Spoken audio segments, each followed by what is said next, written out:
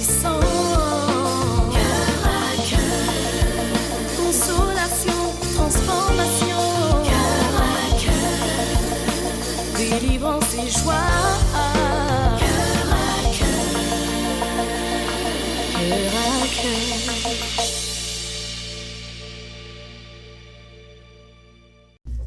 Voilà, bonjour à tous et bienvenue sur notre plateau au cœur des témoignages. Alors, nous avons un grand témoignage. Dieu a fait des prodiges sous nos yeux.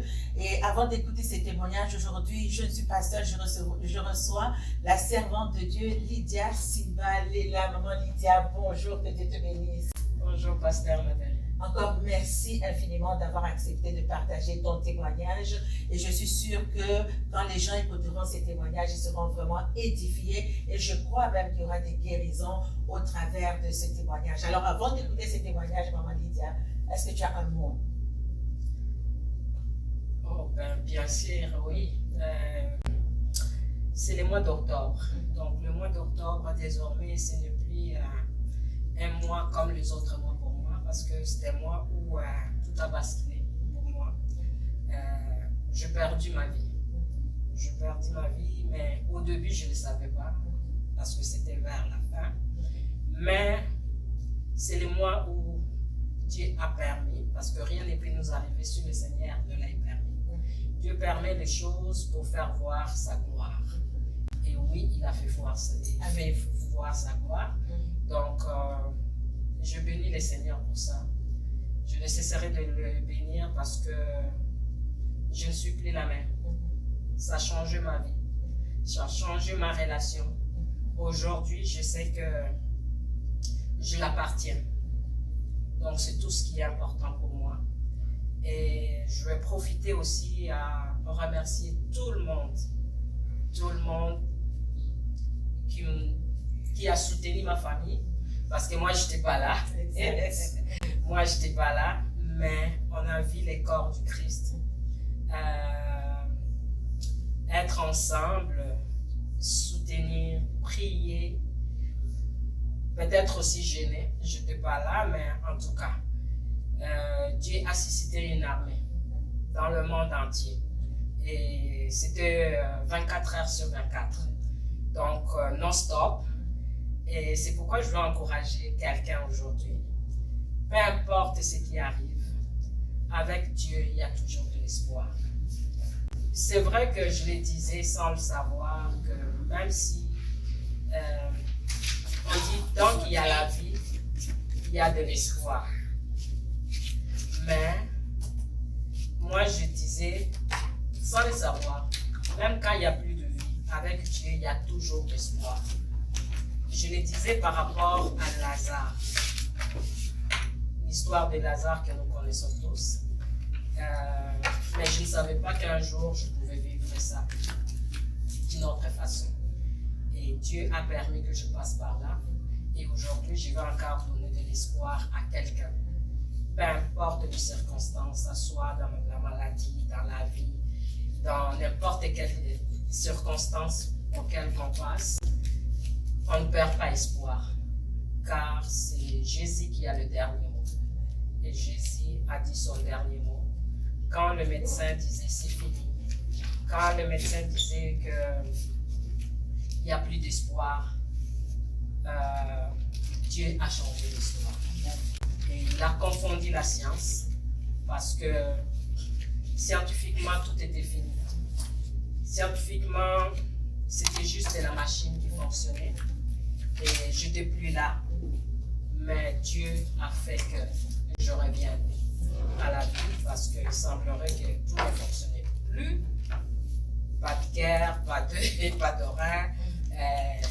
En tout cas, il n'y a rien qui fonctionnait. Mais Dieu a tout restauré. Donc c'était un miracle. Même les médecins le confirmaient que c'était un miracle. Et dans la chambre où j'étais, il n'y avait personne qui sortait de là vivante. Je suis la première personne qui est sortie de là vivante. Donc je rends gloire à Dieu. Et vraiment, je tiens vraiment à remercier les proches, Mais il n'y avait pas seulement de proches, de loin. Il y a eu de gens qui ont prié pour moi, même le gens que je ne connais pas. Et c'est là que je vis l'amour de Dieu. Dieu est fidèle. Et quand il veut faire quelque chose, il le fait. Il a suscité de monde de partout, dans le monde entier.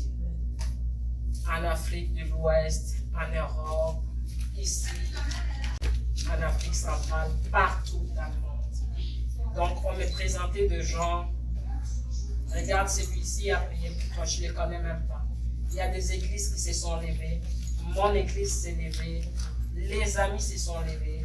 Et oui, je veux encourager quelqu'un. Donc, l'union fait la force. Donc, chrétiens, les bons. Peu importe la nouvelle qu'on peut entendre, gardez la foi et demeurer ferme avec Dieu. Tout est possible à celui qui croit. Dieu est vivant, il est réel, il fait encore des miracles. Et il les fera toujours. Merci beaucoup. Alors voilà, Dieu est réel. Dieu fait encore des signes, des prodiges, des miracles. Nous voulons encourager quelqu'un qui a peut-être manqué d'espérance et vraiment dire merci pour le corps de Christ, des personnes qui revenues de cet amour de Dieu ont vraiment se sont engagées dans la prière pour qu'aujourd'hui Dieu fasse ce miracle que nous voyons aujourd'hui sans aucune séquelle. Le Seigneur l'a restauré. Alors suivons ensemble ces témoignages tout de suite après la pause publicitaire. À tantôt, que Dieu vous bénisse. À cœur, un rendez-vous avec ton présent pour transformer ton futur. Cœur à cœur, parce que Dieu agit encore. Cœur à cœur, parce que Dieu agit encore. Bonjour et bienvenue au milieu de nous. C'est encore une joie et un plaisir de vous retrouver. Nous espérons que vous vous portez bien de votre côté. Aujourd'hui, nous sommes au cœur des témoignages. Alors, ce matin, ce midi, ou là où vous vous trouvez, je vous demanderai de partager tout autour de vous, appelez quelqu'un, appelez de la famille, un ami, connectez-vous, partagez, parce que nous allons voir et entendre quelque chose de merveilleux que le Seigneur a fait. Alors, au milieu de nous, je reçois un couple merveilleux. Ils vont se présenter tout à l'heure, tout seuls. Je reçois le couple Simba, les serviteurs de Dieu, Lydia et Christian Simba. Alors, bonjour et bienvenue au milieu de nous. Bonjour. Bonjour. Alors, est-ce que je peux vous demander de vous présenter à nos auditeurs? Ils vous voient pour la première fois. Qui est Madame Lydia? Qui est le serviteur de Dieu, Monsieur Christian? Oui, mon nom est Christian Simba. Donc, je sers Dieu, je suis croyant et puis c'est ça. Amen. Maman Lydia? Oui, je suis Lydia Lela, Madame Christian Simba. Oui, je suis chrétienne, croyant, pratiquant. Voilà. En tout cas, bienvenue au milieu de nous. C'est une joie pour nous de vous recevoir. Et également aujourd'hui, depuis très loin, heureusement, la technologie fait des miracles aujourd'hui. Alors nous recevons au milieu de nous une servante de Dieu également qui nous suit depuis Brownsburg, Chatham. Nous recevons Madame Angèle Rachel Roland. Madame Angèle, Maman Angèle, bonjour. Bonjour, Maman Nathalie. Est-ce que tu peux te présenter pour tous ceux qui nous suivent aujourd'hui? Oui, mon nom, on m'appelle Angèle, Ange Angie de Pandama. C'est Rachel Roland. Je suis une servante de Dieu. Je sers Dieu depuis très longtemps, depuis mon enfance. Et depuis le pays jusqu'ici, je continue toujours à les servir. Gloire à Dieu. Alors, bienvenue parmi nous. Et je crois que le Seigneur va vraiment faire quelque chose au milieu de nous. Et pour vous tous qui nous écoutez, aujourd'hui, nous sommes au cœur des témoignages. Alors, pour ceux qui pensent que les témoignages ou les miracles n'existent pas, aujourd'hui, nous allons voir un miracle, un prodige que le Seigneur a accompli sous nos yeux. Oui, les miracles existent encore. Oui, les prodiges existent encore. Et là où vous vous trouvez, si jamais vous avez un souci, quel qu'il soit, le Seigneur peut encore le faire. Alors, je vais me tourner directement vers nos invités ce soir ou ce matin. Maman Lydia, Papa Christian, c'est un plaisir encore de vous recevoir. Oui. Alors, voilà, tout s'est passé un certain 25 octobre. Un jour pas comme les autres. Et pourtant, cette journée-là, quelque chose a basculé dans votre vie. Qu'est-ce qui s'est passé le 25 octobre, il y a 2 ans? Oui, le 25 octobre, il y a 2 ans, 2021, oui, tout a basculé dans ma vie parce que j'étais frappée par le Covid, mais je ne le savais pas. Donc, c'était comme une grippe, comme d'habitude à chaque année. Souvent, je fais des grippes, mais je croyais que ça allait passer. Malheureusement, ça n'a pas passé. Donc, pendant tout ce temps-là, je souffrais, mais pas vraiment si malade qu'on pouvait attendre que vraiment être malade. Et puis, mais ça n'allait pas. Mon mari m'a demandé d'aller me faire tester pour savoir si, comme le virus, comme c'était encore le temps, donc il fallait me faire tester pour savoir si c'était le virus du siècle. Donc, je suis partie me faire tester et le lendemain matin, Santé Canada m'a appelé pour me dire que j'étais atteinte et que je devrais me confiner. Donc là, on parle du virus de la COVID qui a frappé Ouais. plusieurs personnes. Oui. Oui, c'est ça. Et puis, on m'a posé la question si on était combien à la maison pour savoir si tout le monde, si j'étais vaccinée ou pas. À cette époque, il y avait juste les enfants qui étaient vaccinés à cause de leurs activités, parce que sans vaccin, ils ne pouvaient pas faire leurs activités. Donc, mon mari et moi, on n'était pas vaccinés. J'avais bien l'intention de me faire vacciner, mais malheureusement, à chaque fois que je voulais y aller, il y avait quelque chose qui n'allait pas, soit maux de tête, soit je ne me sentais pas vraiment en forme. Donc, on disait que, bon, si tu ne te sens pas bien, donc il ne faut pas se faire vacciner. Donc, fait que, ça tournait et puis c'est passé. Donc, là, ils m'ont appelé pour me dire que, oui, j'étais atteinte, donc je devrais me confiner. Et tout de suite, j'ai appelé les enfants et j'ai annoncé aussi à mon mari. Donc, on m'a laissé dans ma chambre, je me suis confinée dans ma chambre. Cette journée-là, c'était normal, mais je continuais à travailler parce que je travaille de la maison. Donc, je déplaçais juste mon ordinateur, mon bureau, donc a été comme déplacé dans ma chambre. Et en tout cas, tout se passait bien. Je me sentais pas trop malade parce que je faisais encore mes activités, mais mon mari est parti chercher les nécessaires pour me donner de quoi pour essayer d'apaiser la maladie. Alors, dans la soirée du 25, au moment que je me levais pour me rendre à la toilette, une chance qu'à ce moment-là, mon mari aussi se trouvait dans la chambre. Je crois qu'il est venu m'apporter, je ne sais pas si c'est des médicaments, je ne me souviens plus là. Donc, je me suis levée pour me rendre à la toilette. Et en me levant, malheureusement, je ne pouvais plus tenir sur les pieds. Oui, tenir sur le pied. Donc, je l'ai appelé, j'ai dit, chérie, je ne sens plus mes jambes. Il était à côté tout de suite et j'étais tombée sur place. Et là, j'étais partie. La dernière chose que j'ai entendue à ce moment-là, c'était que mon mari, il a paniqué en me voyant tomber. Et je l'ai entendu crier aux enfants, appeler l'ambulance. Donc, c'est les derniers mots que j'ai entendus. Tout ce qui a suivi, je n'étais pas au courant. Donc, je ne sais pas qu'est-ce qu'ils ont fait et comment ils ont fait.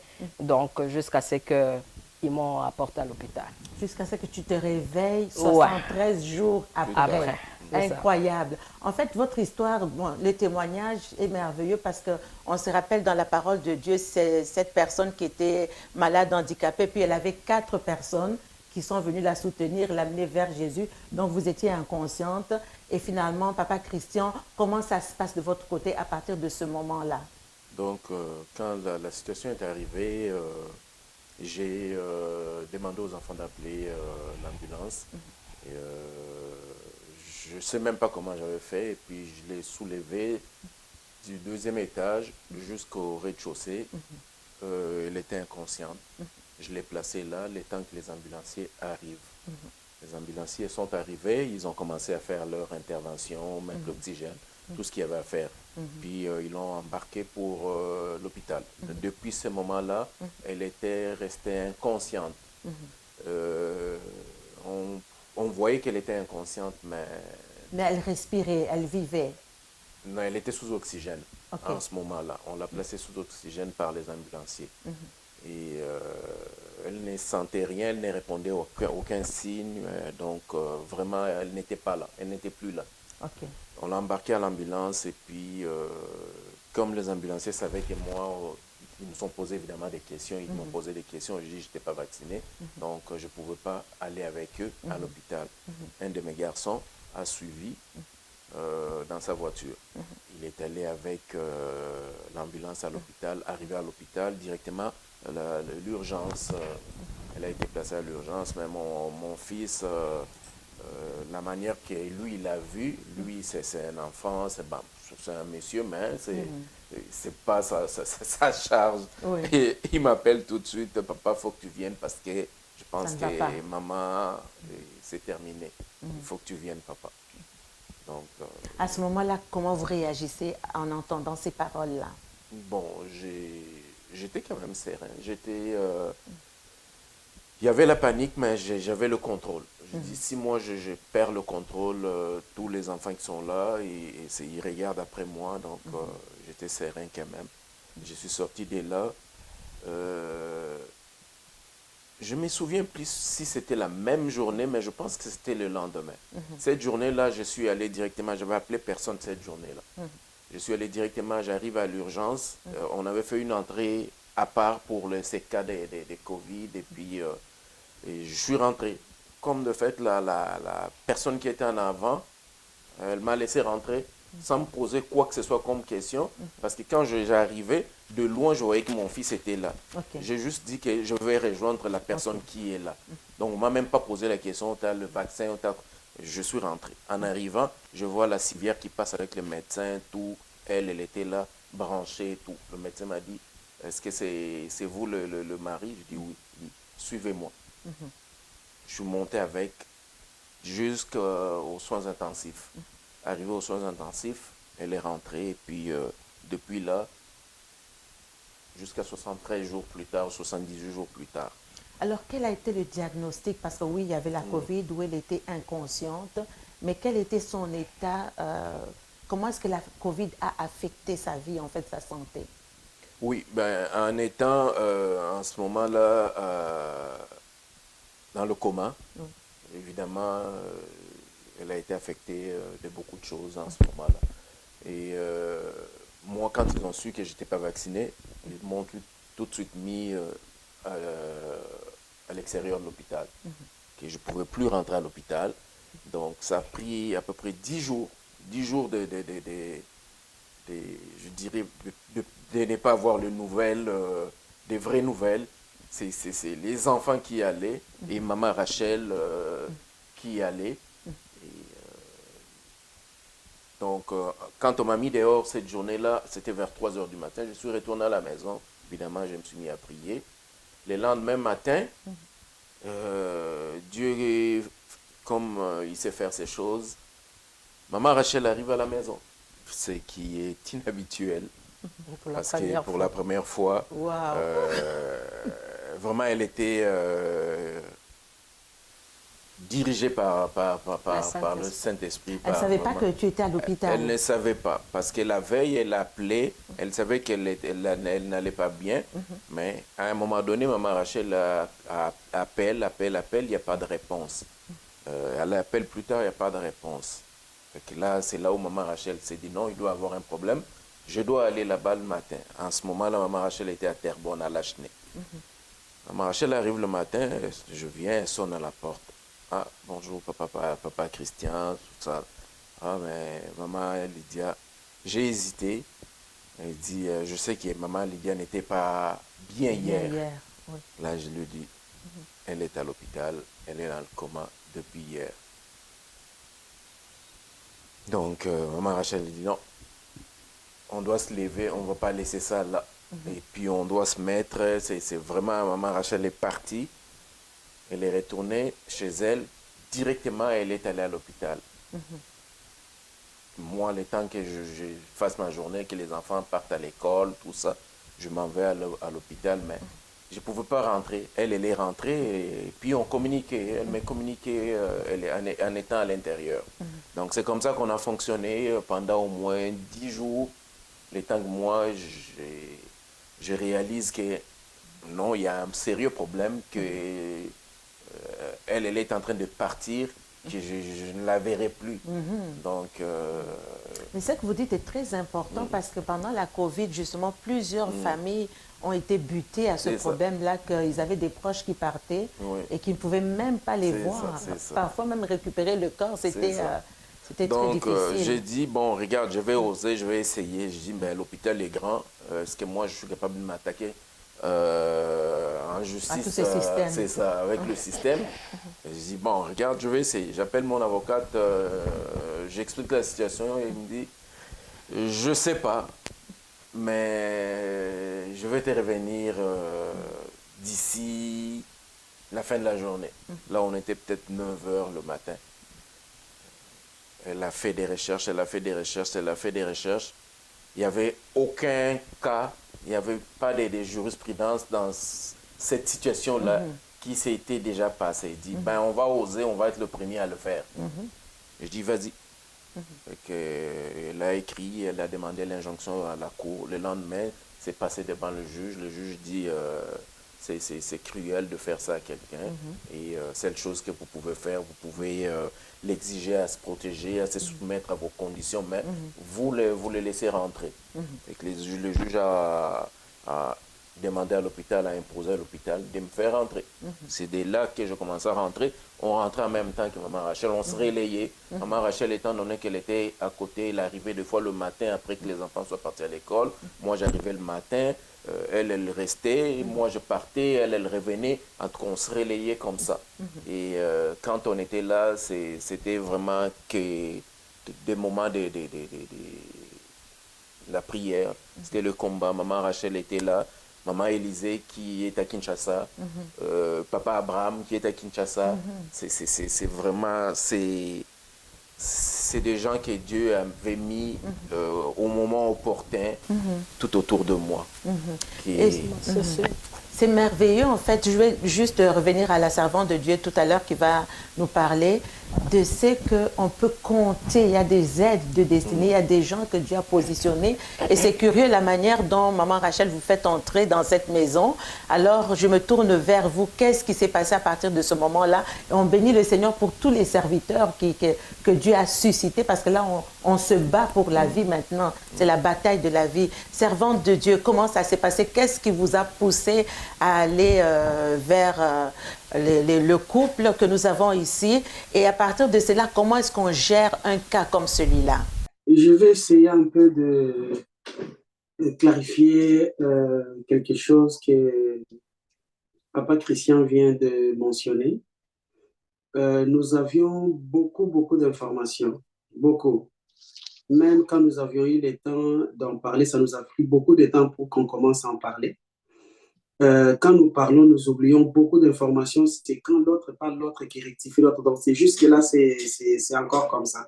Parce que c'est trop long. C'était long pour nous, malgré les temps que Christian a cité. Et ça paraît peut-être moins, mais ce n'est pas moins que d'autres personnes pourront penser. Quand on vit dans une situation, pendant 2 jours, ça paraît très long. À plus forte raison, le nombre de nuits que nous avions dormi et le nombre de jours que nous avions passés, c'était extrême. Ça nous dépassait. Et je pense que nous sommes rencontrés avec Maman Lydia entre le 23 et le 24. Elle partait à Kotsko et on s'est vu avec ma fille. Je l'ai même embrassée, ma fille l'a embrassée, je lui ai fait un câlin, elle est partie. Elle ne se sentait pas toujours bien et j'ai prié pour elle dans la rue. À Kotsko. Elle était allée chercher quelque chose vite fait, j'ai prié pour elle. Elle est partie. Le 24, je l'appelle, on se parle aux environs de 16 h. 14 h, 16 h, j'étais devant la banque, à Lachenay. J'habite encore à Terrebonne. Quand on s'est parlé, elle m'a dit, maman, je ne me sens pas bien,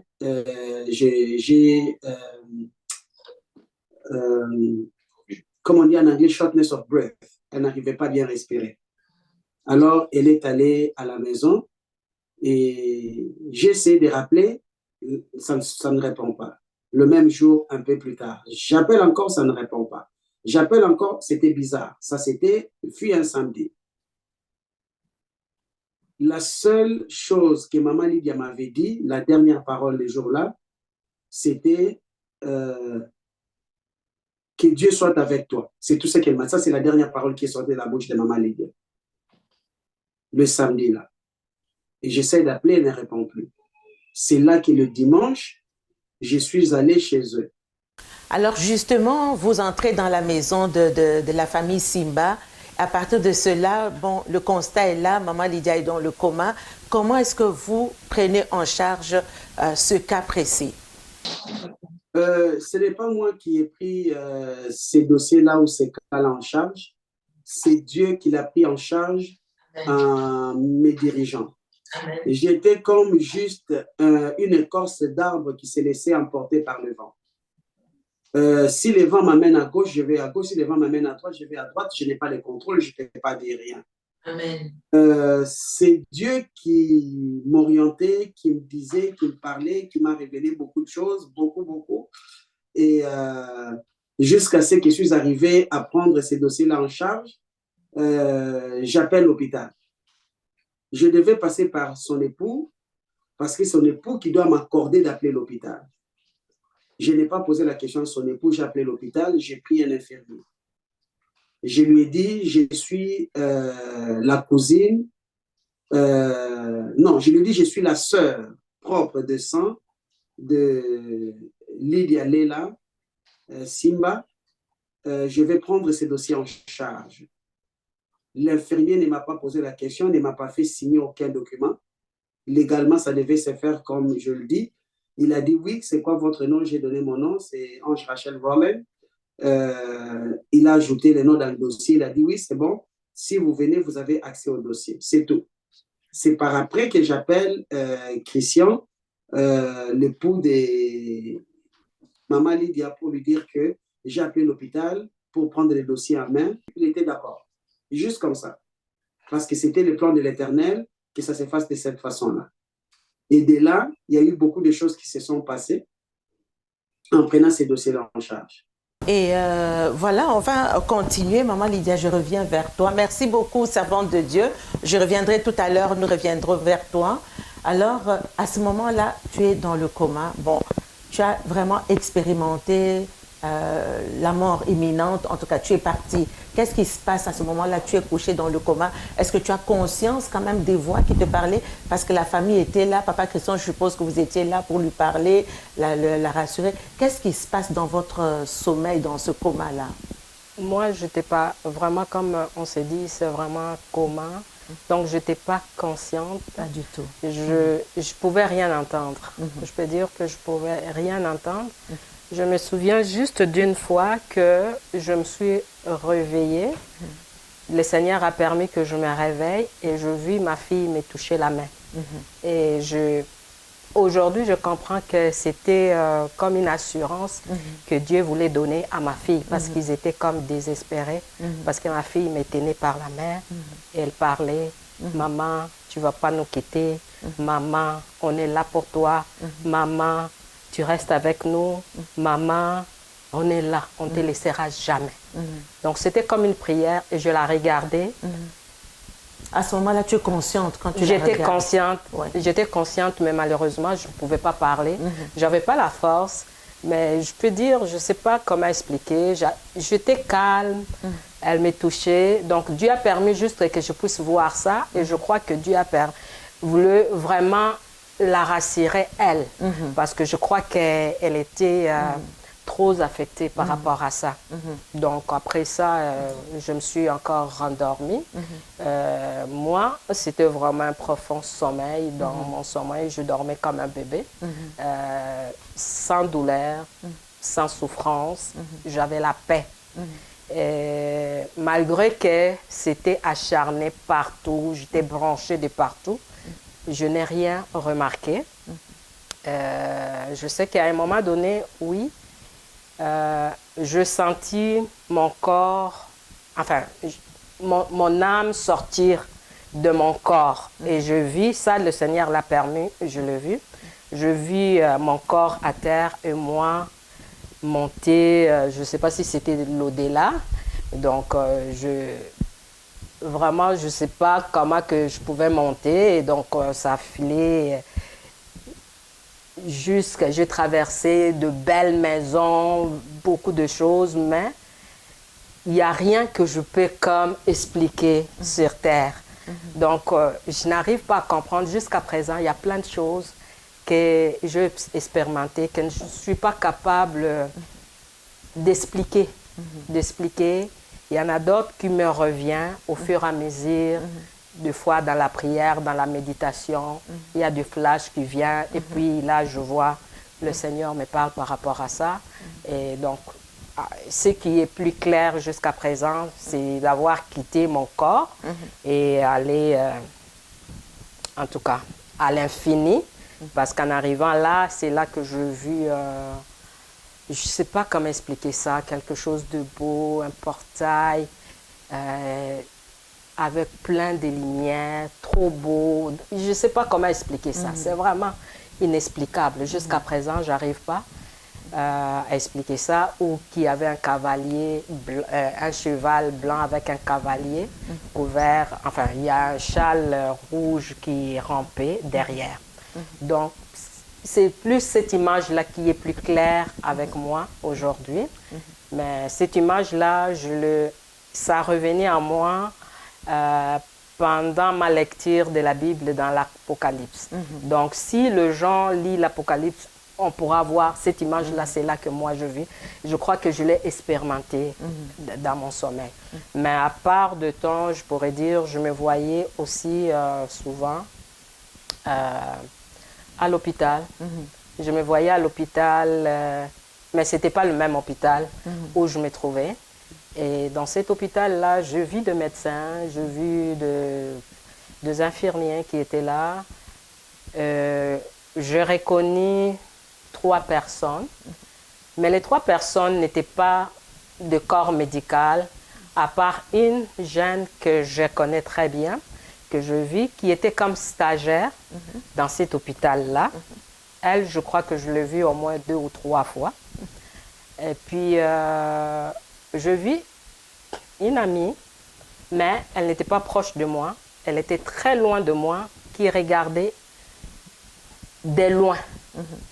Puis, je vis une dame. Je ne suis pas proche de cette dame-là, mais je vis cette dame-là qui venait proche de mon lit, où je m'allongeais à l'hôpital, qui se mettait à genoux à côté et qui priait. Je crois que je l'ai vue 2 fois. Elle venait, elle ne me parlait pas, elle était juste à côté de moi, elle priait et puis elle s'en allait. Donc aujourd'hui, dans mon témoignage, je souligne ça parce que je crois que ces personnes-là, en parlant, en préparant ces témoignages ici, j'ai voulu savoir, vraiment, je priais pour que le Seigneur me donne le message qu'il veut que je puisse donner à son peuple par rapport à ça. Donc, c'est là que je me suis rendu compte, ce n'est pas un hasard que je puisse voir tout ce monde-là que je reconnais. Parce que il y avait Maman Rachel qui était toujours là, mais je ne l'avais pas vue. Je sais que Maman Cécile était là chaque jour, mais je ne l'avais pas vue. Et mon mari qui était là, mes enfants, mais je ne les avais pas vus dans mon coma. Mais ces 3 personnes-là, c'est un peu spécial. Donc, je dois quand même les mentionner parce que peut-être que je veux prendre aussi le temps de parler avec chacun d'eux. Peut-être qu'il y a un message spécial pour eux là. Donc, je vais les souligner quand même pour ça. Donc, j'étais très tranquille dans mon sommeil. Et je crois que si je me trouvais dans cet hôpital-là, je crois que c'est l'hôpital du Seigneur. Je crois que le Seigneur a renouvelé beaucoup de choses en moi. Il y avait beaucoup de choses qui s'est passées parce que quand je me suis réveillée, mon mari m'a dit il n'y a rien qui fonctionnait, les reins, c'est ci, c'est là, les poumons, tout était fini parce que j'étais déjà décédée. Donc, mais je sais que pendant tout le temps qu'on déclarait, Dieu faisait aussi quelque chose. Et Dieu a renouvelé beaucoup de choses en moi. Donc, je bénis Dieu pour ça, parce que je crois que le diable, lui, il pensait me faire du mal, mais il a comme rajouté des jours dans ma vie, parce que même la maladie qui n'était pas encore sortie, je crois que le Seigneur, lui, il a déjà guéri sous ces comas-là. Donc, c'est pourquoi peut-être que je me suis vue dans cet hôpital. Dans cet hôpital. Ouais. Il y a quand même ce sentiment de paix que tu as, cette paix dont tu me parlais, oui. Ouais, parce que quand je me suis réveillée, je n'ai pas senti de douleur. J'avais la paix. Mais de toutes les façons, quand je me suis réveillée, je ne pouvais pas parler. Donc, je ne pouvais pas m'exprimer. J'essayais de parler, la parole ne sortait pas. Il y avait une inquiétude à cause de la parole, parce que je voulais vraiment m'exprimer. J'avais des questions, mais je ne pouvais pas poser des questions, malheureusement. Et tout s'est passé maintenant en dedans de moi. Et je n'étais pas seule, j'étais avec le Saint-Esprit, où j'avais la réponse aussi à ces questionnements-là. Ouais. Donc, le plus important, c'était vraiment que je ne parle pas.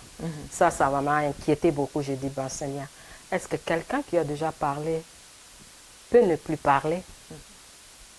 Donc, je ne veux plus jamais reparler.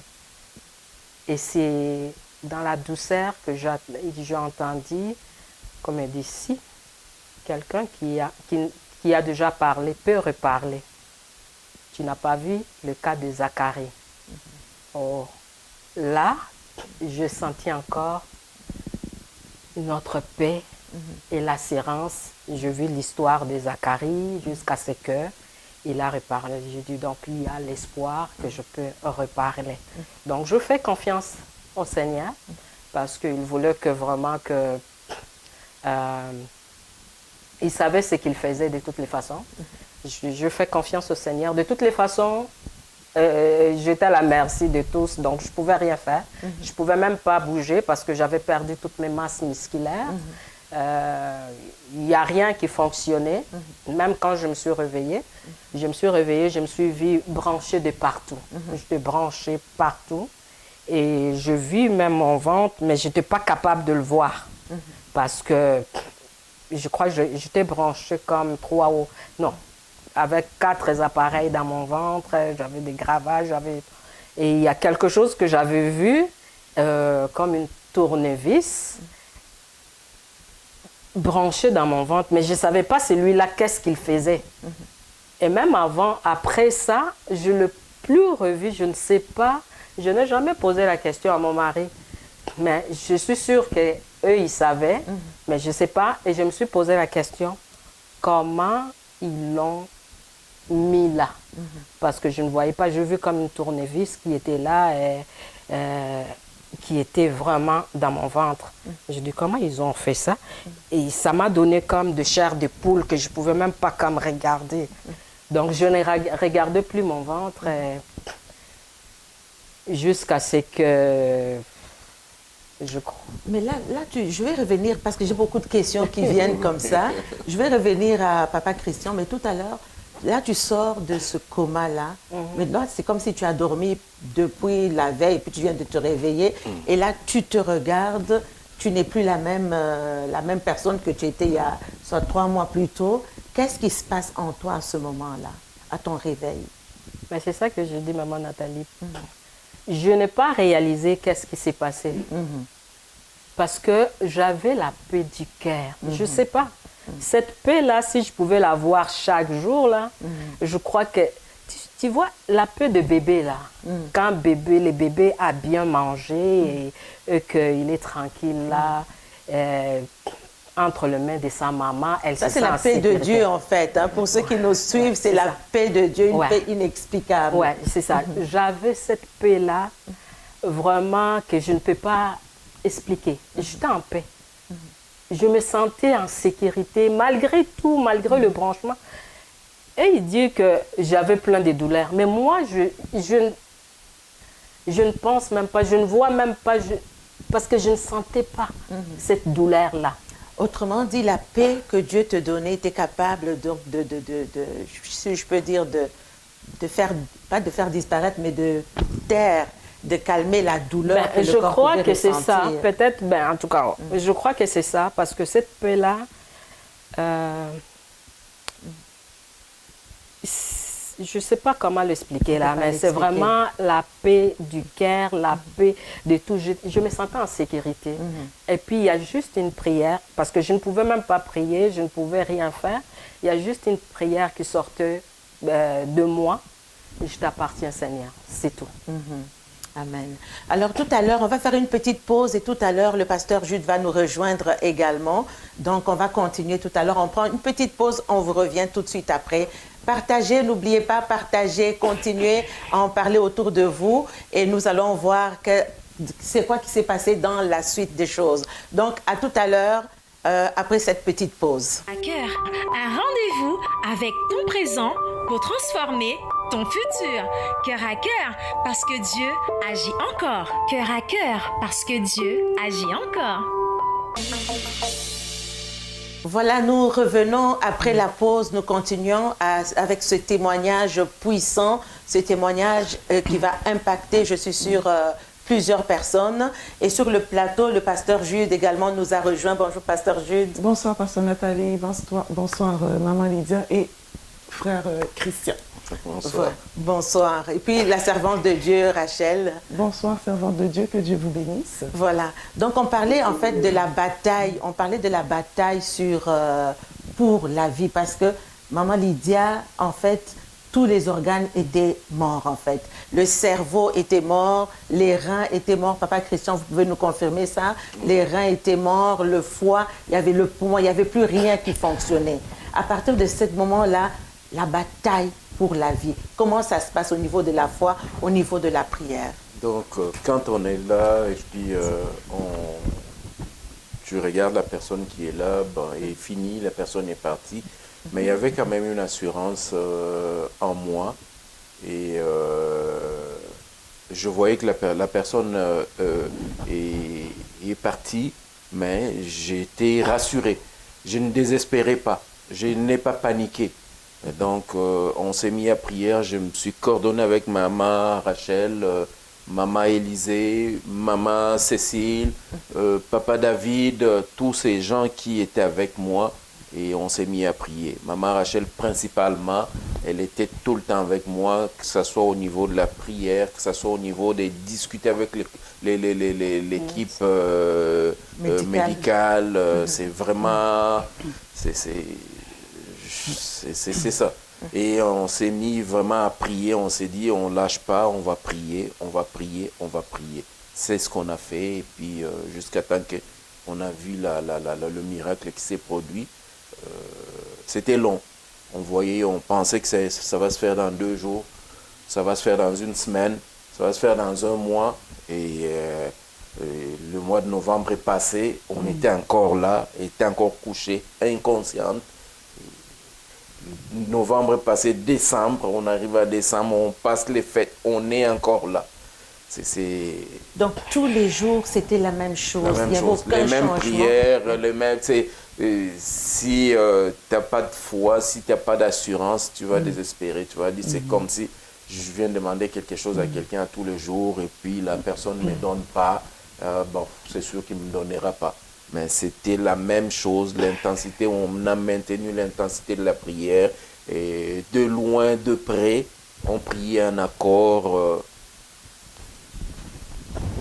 Si pasteur Nathalie me permet, j'aime ce que...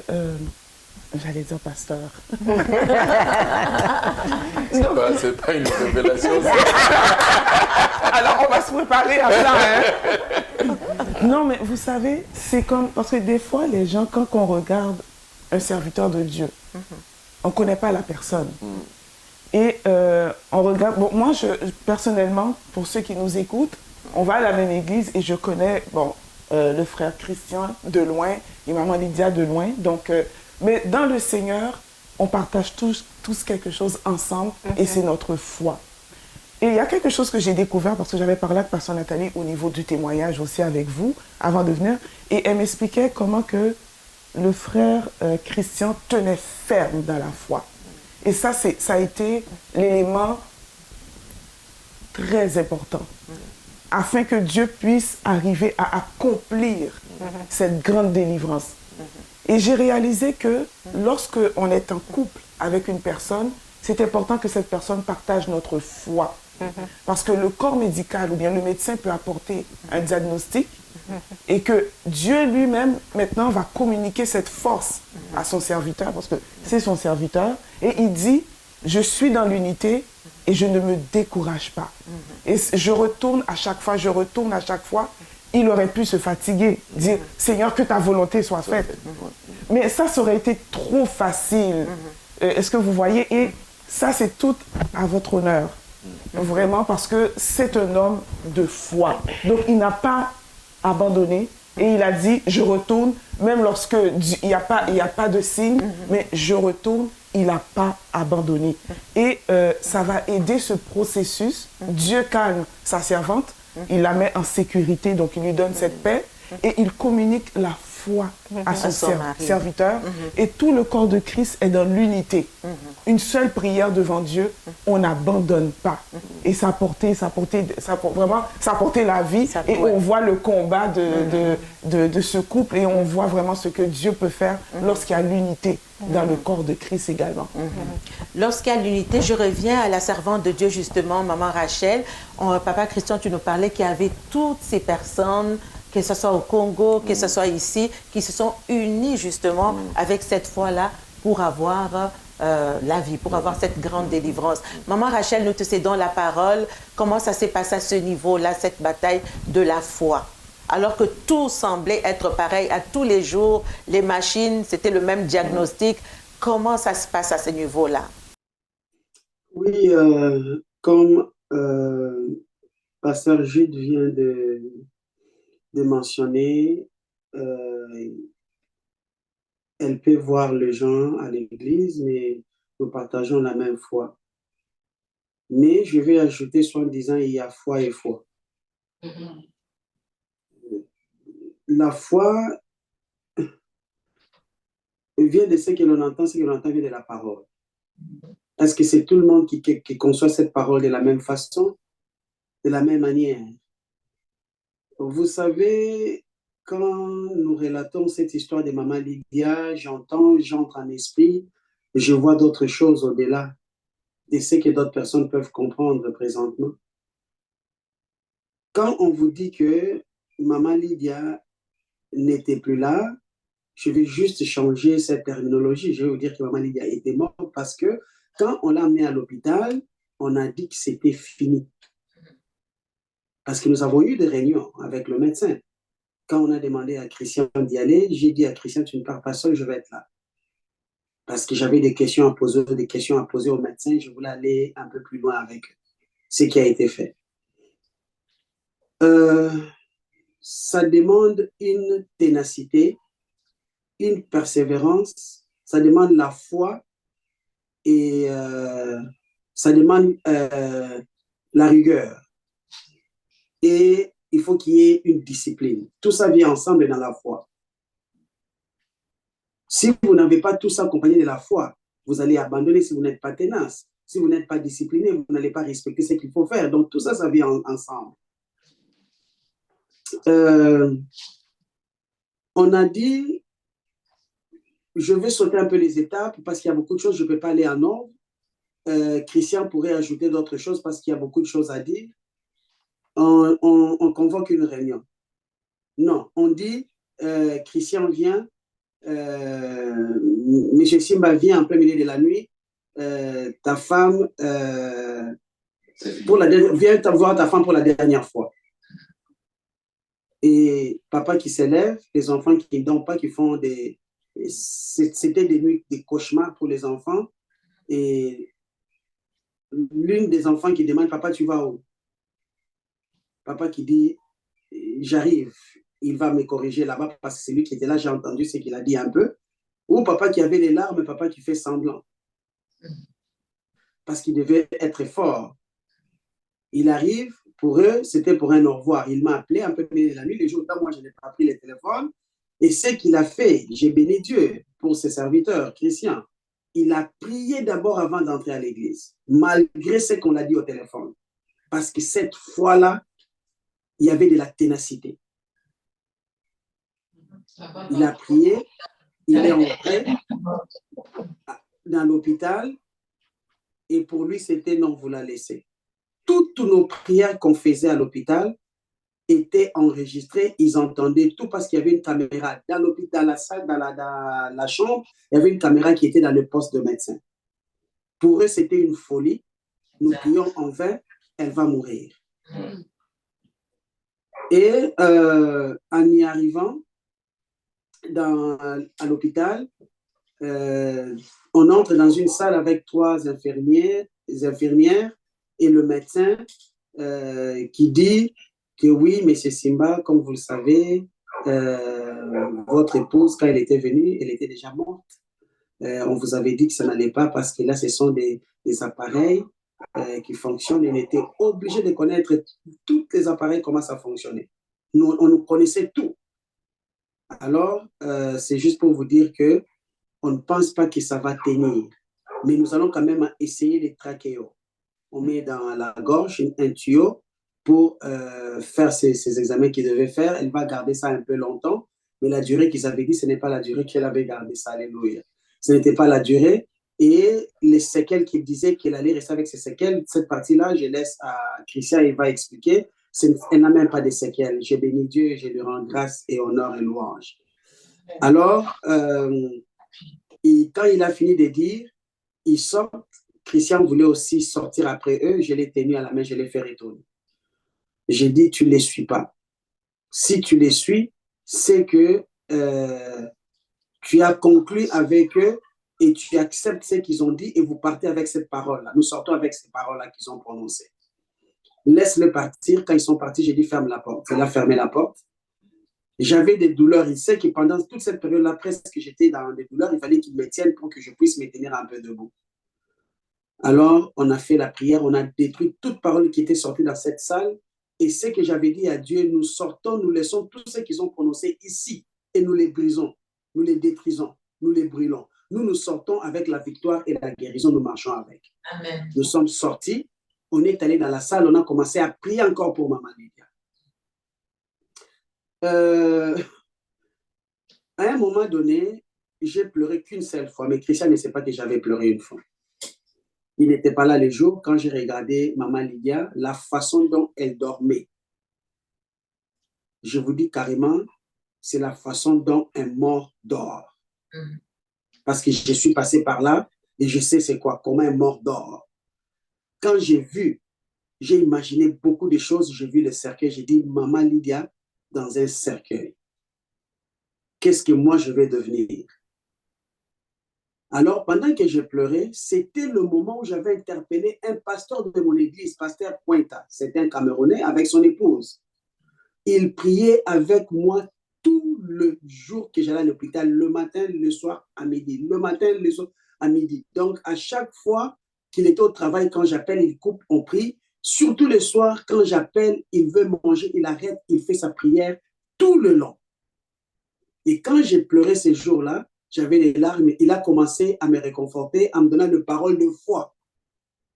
Et là, j'ai dit, il est connecté, il sait pourquoi je pleure en ce moment. C'était exactement ce qui s'est passé. Et après certains jours, les jours se sont passés, comme on vous a dit, c'était très long. J'arrive à l'hôpital, c'était la même chose. Mais quand on est arrivé, vous savez ce qu'on faisait? Moi et Christian, sans qu'on se dise un mot, on a réalisé par après, quand on a commencé à témoigner, on faisait la même chose. Quand on disait à Maman Lydia ce qui s'est passé. Quand on arrive à l'hôpital, avant de porter le masque, les gants, everything, on regardait d'abord avant, est-ce qu'elle est là? C'est tout ce qu'on voulait, est-ce qu'elle est là? Elle respire, elle vit, ce n'était pas notre préoccupation, c'est juste de voir qu'elle est là. Donc, quelle foi? Donc, si elle est là, on sait que tout va bien. Et là, on s'habille, on entre. Un jour, on donnait tout le temps les rendez-vous avec Christian. Des fois, je vais, lui, il vient. Après, moi, je viens, il m'attend, des choses comme ça, parce qu'on avait seulement 1 heure à passer à l'hôpital. Pas plus que 2 personnes. On est un jour, j'arrive, il était là. On a commencé à prier. Et le Saint-Esprit m'a révélé que je puisse donner la vie à Maman Lydia. Je me suis rendu compte que j'ai pris ma poitrine, j'ai pris mon corps, mon cœur, j'ai collé ma poitrine, j'ai collé sur la poitrine de Maman Lydia. Elle avait les appareils partout et il était un cadavre vivant parce qu'il n'avait plus la chair. Pendant que je me suis couché sur elle, donc ma tête est collée à sa tête, qui ne devait pas se faire dans son cas. Et selon mon état de santé, j'ai commencé à dire, reçois la vie, je te donne la vie, je te donne la vie, reçois la vie, je te donne la vie, reçois la vie. C'était très long. C'était une position prise que je ne devais pas prendre. C'était très difficile et très douloureuse. Quand j'ai fini de faire cette prière, et Christian avait compris en esprit parce que j'ai entendu ce qu'il disait pendant que j'ai prié. Il était en accord avec moi parce que nous étions en accord ensemble, en esprit. À un moment donné, elle ouvre un peu les yeux. On voit qu'elle voit, mais elle ne voit rien. Les yeux se referment. On a un peu l'espoir. On donnait les médicaments. Elle a dit qu'elle dormait, n'avait pas de douleur. Mais on donnait le médicament des douleurs à un moment donné. Le médicament qui était très fort, le Sédalic. Jusqu'à ce que le médecin continue toujours à dire que ça n'allait pas. Le jour qu'on avait réunion, on a dit qu'on va mettre les trachéos. Christian a dit, allez-y. Moi, j'ai répondu directement dans cette salle de réunion. J'ai dit non, on ne met pas les trachéos aujourd'hui, vous attendez l'année prochaine et la semaine prochaine. Christian n'a même pas répondu, n'a même pas dit non. Donc, quand il dit quelque chose, moi, j'ai dit, on le fait. Quand moi, j'ai dit quelque chose, lui, il dit, on le fait. Donc, nous avons marché comme des vrais pionniers. Et de là, il y avait toujours des prières qui se faisaient, des réunions, des prières qui se faisaient, et j'ai posé beaucoup de questions dans les dossiers médicaux. Il fallait que je sache pourquoi vous avez donné tel médicament. Je leur disais les side effects de ces médicaments-là, qu'est-ce que ça peut engendrer, pourquoi vous lui donnez. On a envoyé Oui. On a prélevé les samples pour l'envoyer à Sherbrooke City pour faire un test. Christian l'essaie jusqu'aujourd'hui.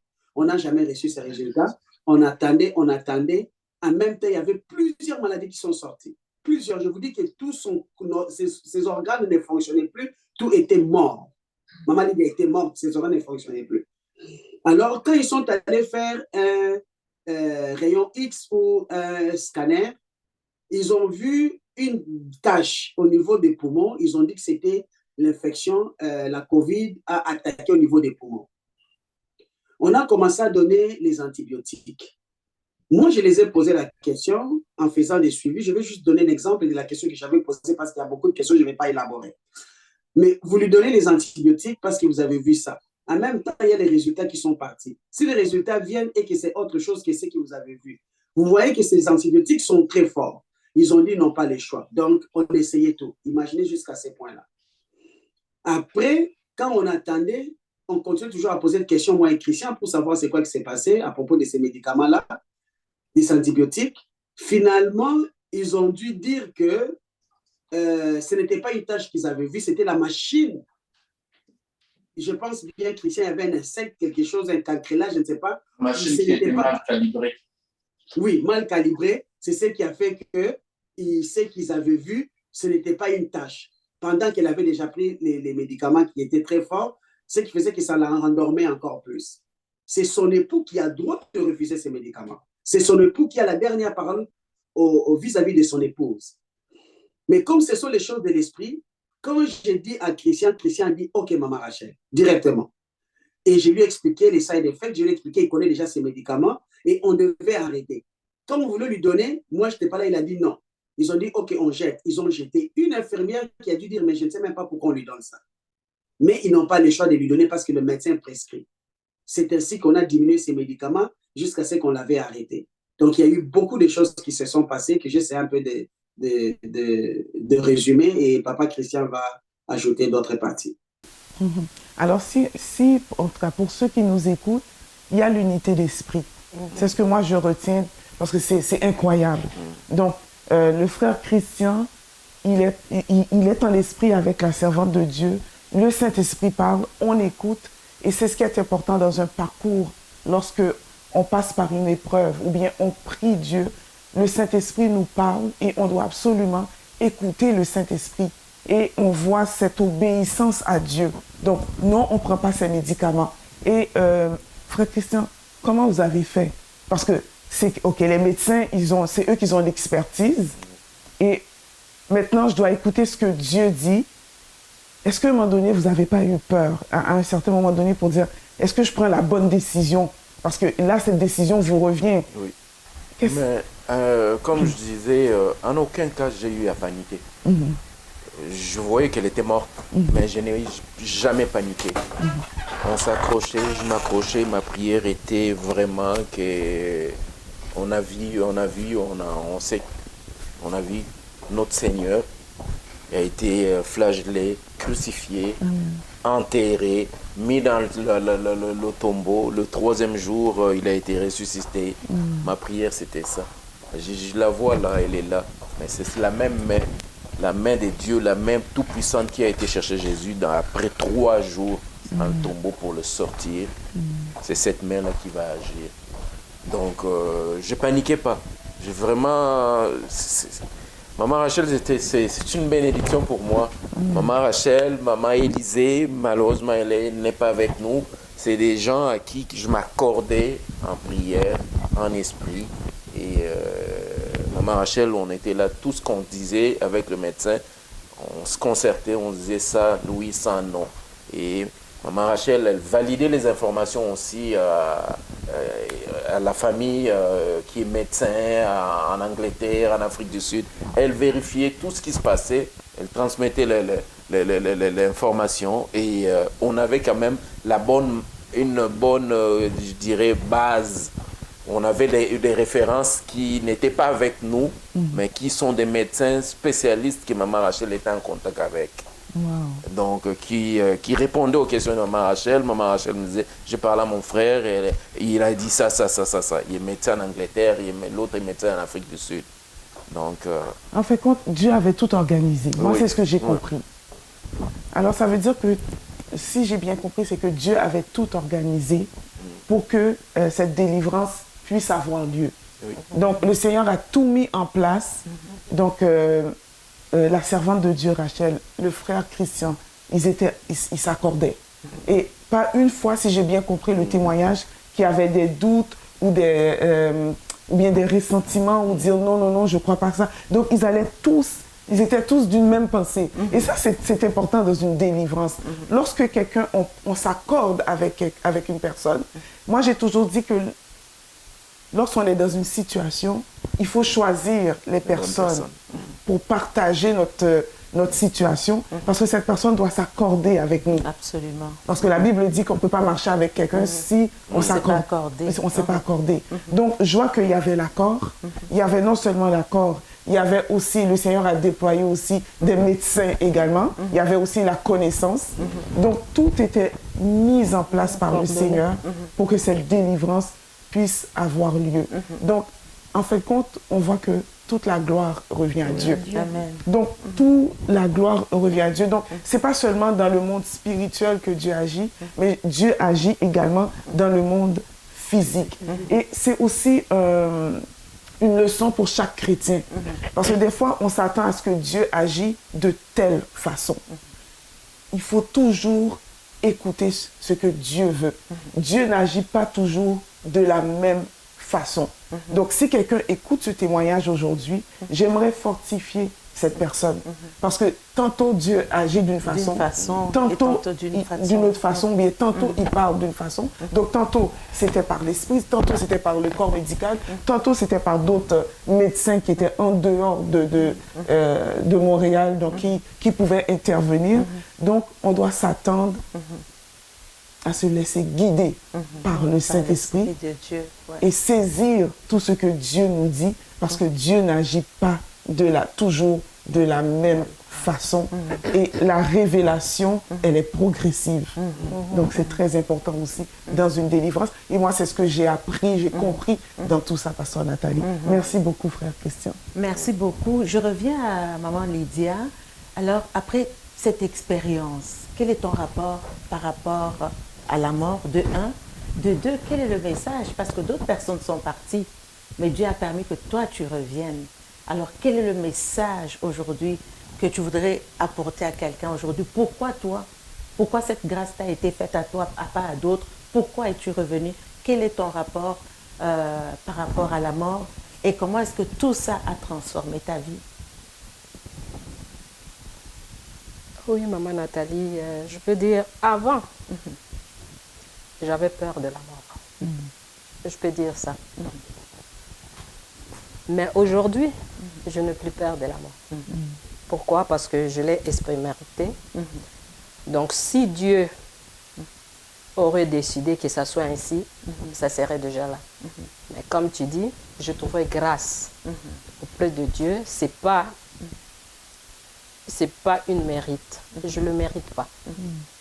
Comme on le sait, comme tu le dis, il y a plusieurs personnes, nous tous ici, chacun de nous connaît un proche, un ami qui est parti, qui est mort à cause de ces Covid-là. Et moi, dans mon cas, c'était vraiment comme l'impossible.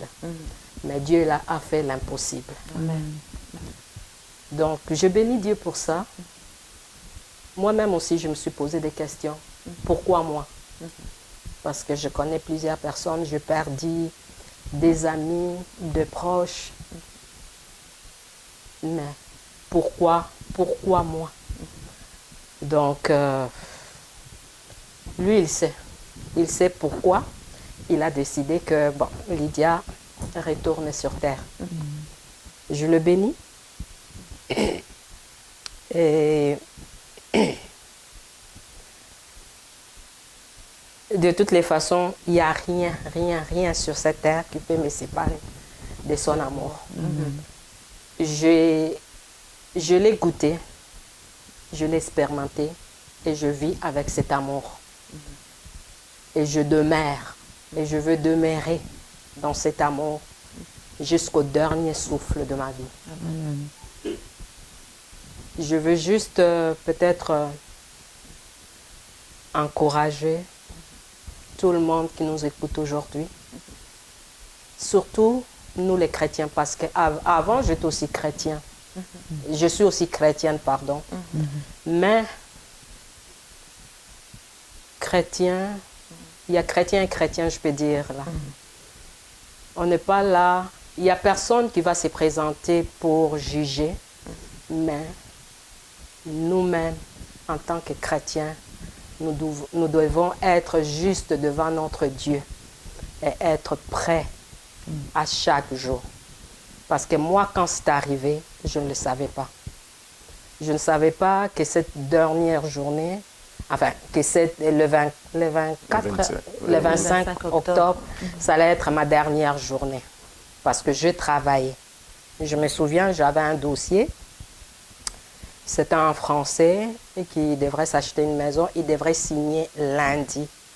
Il devrait passer chez le notaire lundi et c'est moi qui devrais faire ses papiers. Et ce monsieur-là, je ne sais pas qu'est-ce qu'il est devenu, mais il ne revenait pas. Il n'a jamais cru que j'étais dans le coma parce qu'il attendait ses papiers, que je n'étais pas capable de lui livrer. Donc, je ne savais pas que ça allait arriver, mais c'est arrivé. Donc, je nous encourage, nous tous, enfants de Dieu chrétiens, d'être prêtes dans le Seigneur. Parce que ça peut arriver n'importe quand, n'importe quel jour, là. N'importe quel moment, peut-être en sortant d'ici aussi, on ne sait jamais.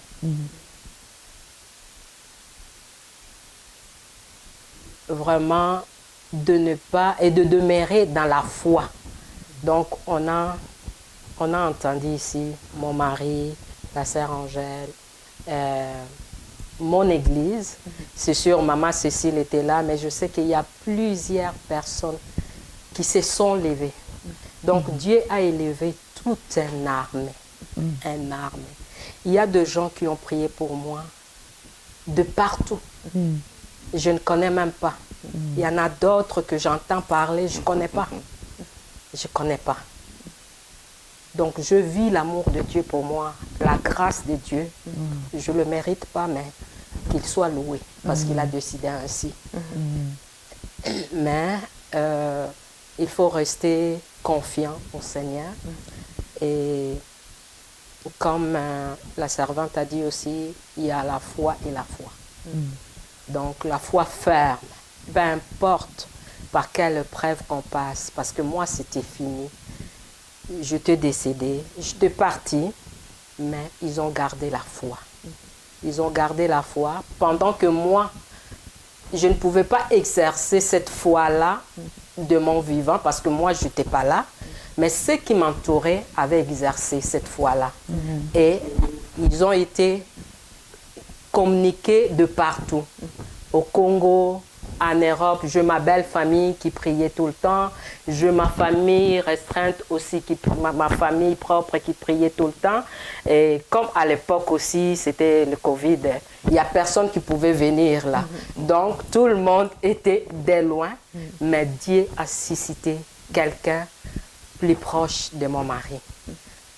Donc, maman Rachel était comme un soutien pour mon mari.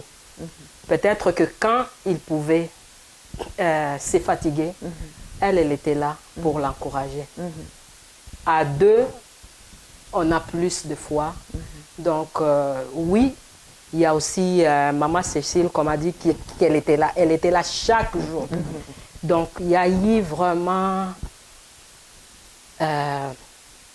l'armée céleste sur terre. Je veux juste intervenir, comme elle a soulevé le nom de maman Cécile, mais quand on se mettait à trois, maman Rachel, maman Cécile et moi, quand on priait, les infirmières de l'autre côté, ce qu'ils faisaient, ils se levaient comme ça pour venir guetter dans la chambre. Qu'est-ce qui se passe? Qu'est-ce qui se passait?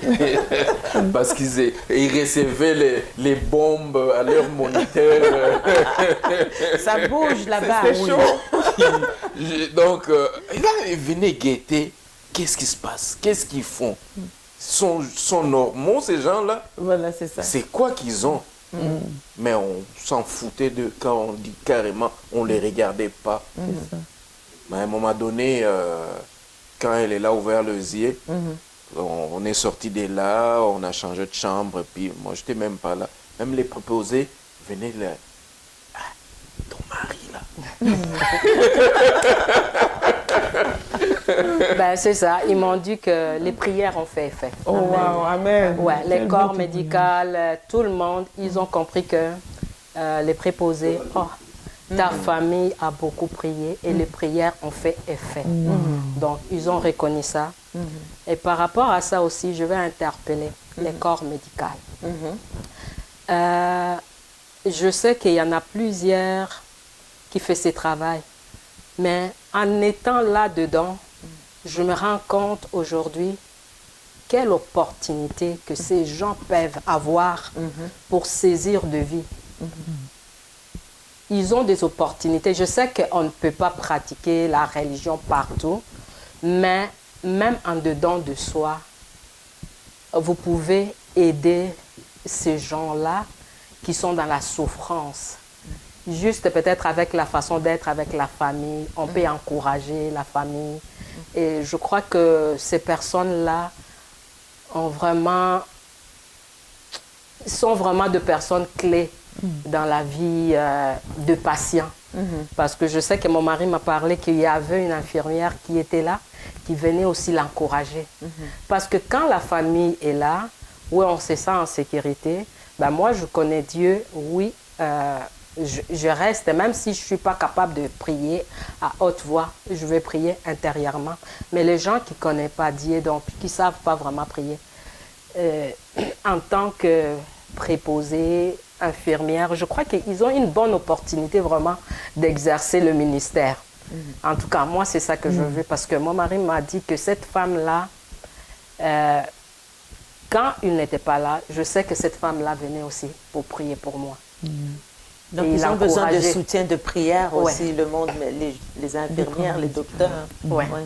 Parce qu'il y a plusieurs choses qui se passent à l'hôpital. Comme vous avez dit, vous avez entendu, il y a eu des examens qu'ils ont faits, qu'on n'a jamais eu de résultats. Et pendant ces périodes-là aussi, il y a eu beaucoup d'erreurs médicales aussi qui se sont passées. Il y en a d'autres que quand je suis devenue consciente moi-même, je l'ai vu, je l'ai vécu. Parce qu'ils ne pensaient pas que je vais récupérer toute ma tête.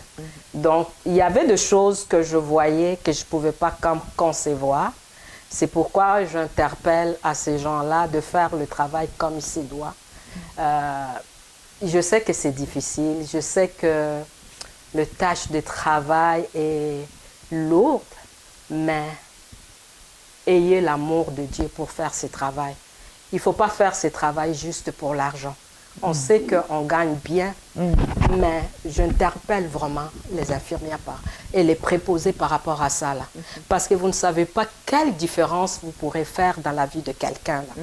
Ça fait une grande différence quand il y a quelqu'un qui vous soutient là-dedans.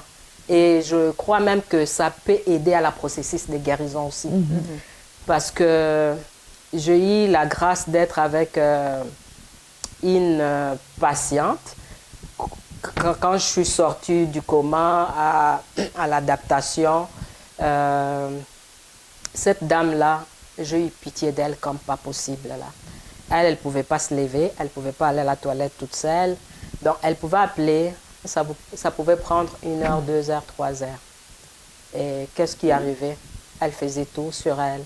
C'est après 4 heures qu'on venait changer.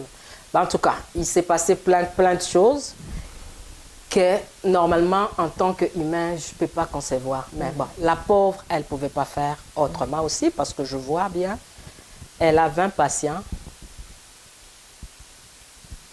pour elle tout seule. Comment elle peut se partager.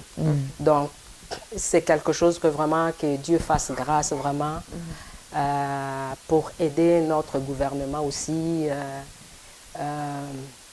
de ces côtés-là, pour alléger aussi la tâche de ces gens-là, du corps médical, parce qu'ils ont un rôle à jouer dans la vie de malades. Parce que si on est bien traité, je crois qu'on va aussi vite guérir. Mais si on est mal traité, des fois, on peut mourir facilement comme ça. C'est très important, c'est ça. Merci beaucoup. Merci, Papa Christian, je reviens vers vous.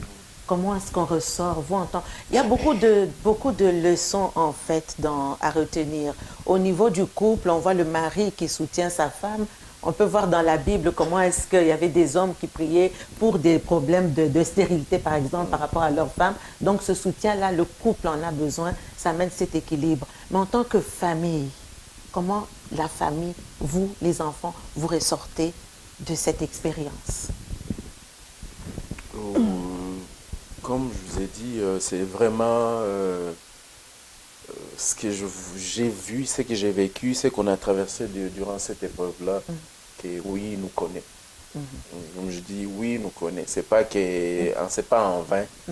Je prie, je crie, je l'implore, j'ai la réponse, j'ai la solution. Je sais qu'il nous connaît. Il nous écoute, il nous entend. On est humain, on peut être faible, on peut tomber, on peut chanceler, on peut basculer. Mais l'alliance est là, l'alliance est établie, l'alliance demeure. Il nous connaît. C'est vraiment ça. Et avec des bonnes personnes, c'est ça. La victoire vraiment est toujours de notre côté. Alors, nous sommes en train d'achever ce témoignage. Il y a encore beaucoup de choses au fur et à mesure. Il y a des choses qui vont revenir. Mais nous pouvons voir que Dieu est tout-puissant. Dieu, rien n'est impossible à Dieu. Le miracle, c'est encore possible.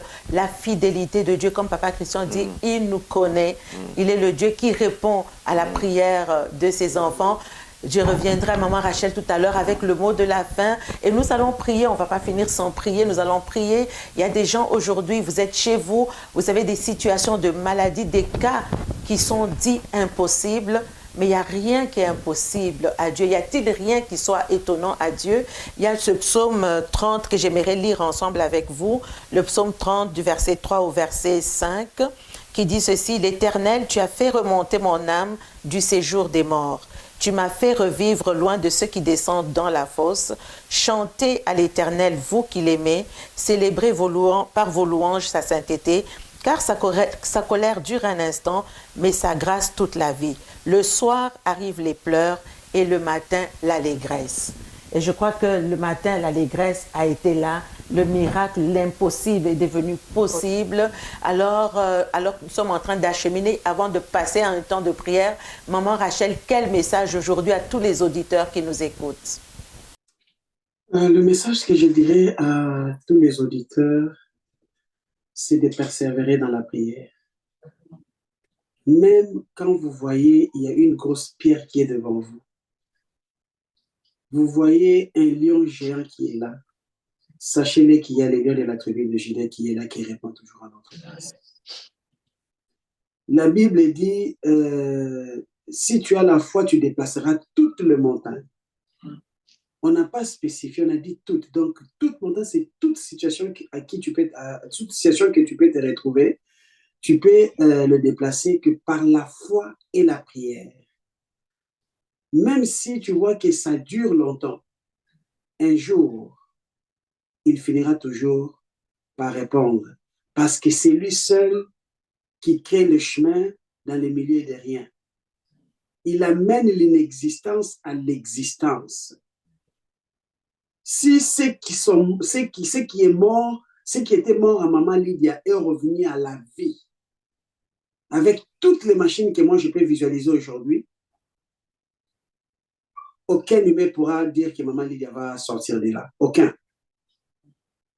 Ça a boosté encore ma foi parce que j'étais toujours une femme de la foi. Ce n'est pas la première fois que je puisse expérimenter une chose pareille, c'est totalement différent, c'est sûr. Quand on expérimente, on voit la grandeur de la chose qu'on expérimente, ça bouge un peu, mais on se remet.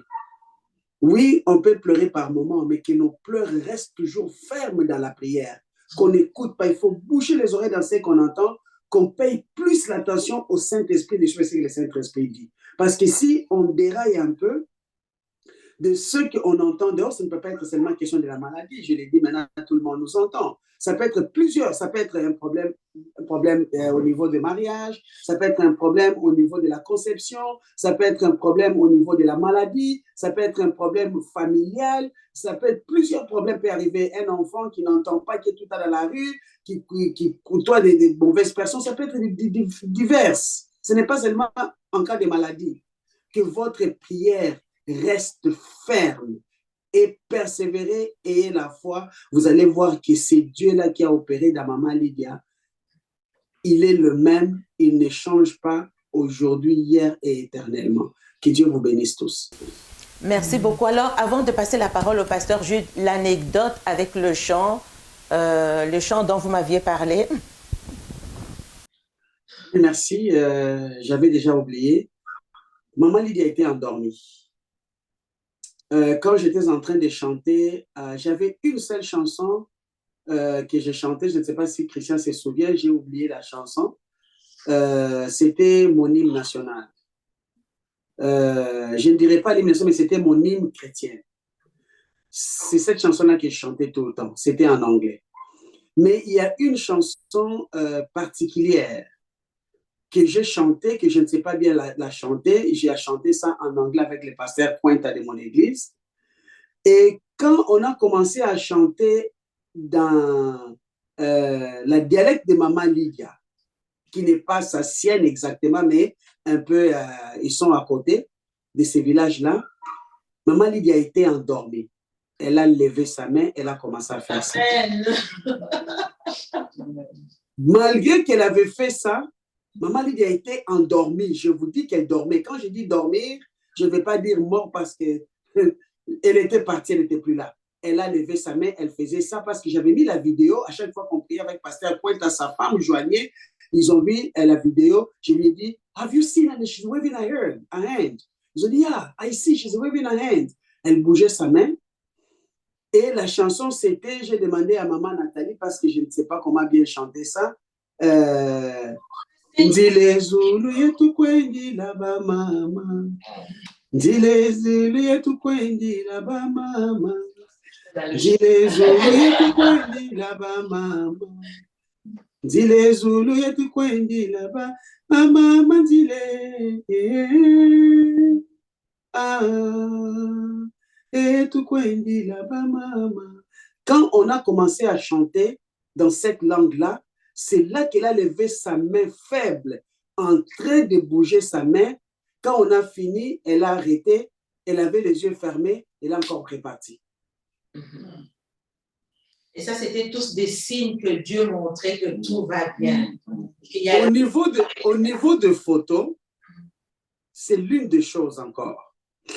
J'ai dit à Christian que personne ne prenne de photos parce que je ne veux pas que les gens aillent propager ces photos ou aller montrer aux gens.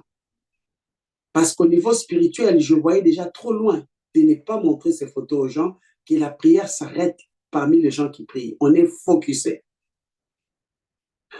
Moi-même qui ai dit à Christian de ne pas prendre de photos, il était d'accord. Je suis allé à l'hôpital, j'ai dit ceci. Mais si maman Lydia s'est réveillée, comment elle va avoir de preuves? Comment elle va savoir comment elle s'est rendue si on n'a pas de preuves, on n'a pas des signes? Après, je me suis dit, mais Christian va me prendre comme une traître. Hein? Je lui ai dit de ne pas prendre de photos. Et il entre là, il me trouve en train de prendre des photos, mais il va dire, maman Rachel, qu'est-ce que tu fais? Mais la foi m'a poussé à prendre des photos, soit en disant, si elle se réveille, pas si elle s'est réveillée, non. Si, quand elle va se réveiller, elle va devoir voir ces photos. C'était des paroles de foi.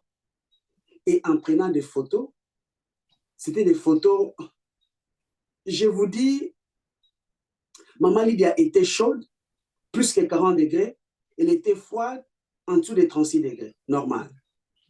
Elle avait des plastiques, des appareils branchés sur elle, quand elle est trop chaude pour la refroidir, avec un plastique là médical. Quand elle est trop froide, il n'y a pas d'appareil pour la réchauffer, il faut qu'on la couvre juste avec des couvertures. On a passé des moments, je vous dis, même si c'était 30 jours, parce que c'était plus que ça, c'est comme si on avait fait 30 ans. On a souffert physiquement, mais nous étions très tenaces et unis. Moi et Christian, on s'est tenu la main. On a dit qu'on ne va pas lâcher, on ne l'avait pas prononcé, mais notre foi le disait et en parlait. Amen. Et en prenant des photos, quand elle est sortie, j'ai montré des photos à maman Lydia avant. Parmi tant de photos, quand elle s'est regardée, elle a vu que cette chair est vanité upon vanity. There is nothing special in this flesh. Vanity upon vanity. Ce n'était rien. C'est encore un message pour tous ceux qui nous écoutent partout dans le monde. Cherchons d'abord le royaume des cieux et toute autre chose nous seront données par-dessus. Parce que si nous nous attachons à cette chair, nous passons plus le temps dans cette chair que de passer le temps dans la présence de l'Éternel. Jésus-Christ revient bientôt. Comme il y a une sœur qui dit dans mon église, on dit toujours Jésus-Christ revient bientôt. Mais moi, je dirais que Jésus-Christ est déjà là. On attend jusqu'à ce que la trompette sonne. Et quand cette trompette va sonner, ce n'est seulement ceux-là qui vont entendre cette trompette, ce sont ceux-là qui vont partir. Ce n'est pas tout le monde qui va attendre cette trompette. Et ceux qui n'entendront pas, ce sont ceux-là qui vont rester. Et je ne veux pas que ce soit notre portion au nom de Jésus-Christ, que par sa grâce que nous soyons sauvés. Le temps est très crucial. Qu'on s'accroche à ces dieux, qu'on les cherche fidèlement. Ce n'est pas seulement parce que nous sommes dans la souffrance que nous devons chercher ces dieux, que nous puissions les chercher même quand on est dans la joie. Nos voisins, notre famille, l'école, le travail, comment nous nous comportons? Quand nous allons dans un centre d'achat acheter quelque chose, les gens que nous rencontrons, comment nous comportons? Nos paroles, nos yeux, c'est pour glorifier Dieu, nos oreilles pour glorifier Dieu, ces corps et les temples du Seigneur. Que nous puissions l'utiliser que pour la gloire de l'Éternel. Parce que Maman Lydia a dit, c'était juste d'un coup, elle est partie. Elle n'a même pas eu le temps de confesser. Mais si nous vivons, c'est par sa grâce, c'est par ça. Il y a des gens qui souffrent longtemps parce qu'ils ont la grâce. Parce que Dieu ne joue pas de la mort d'un pécheur, même à un pas de la mort, il en délivre toujours. Mais elle n'a pas eu cette grâce, cette chance, elle était partie. Mais Dieu l'a fait revenir que par sa grâce. C'est un grand témoignage.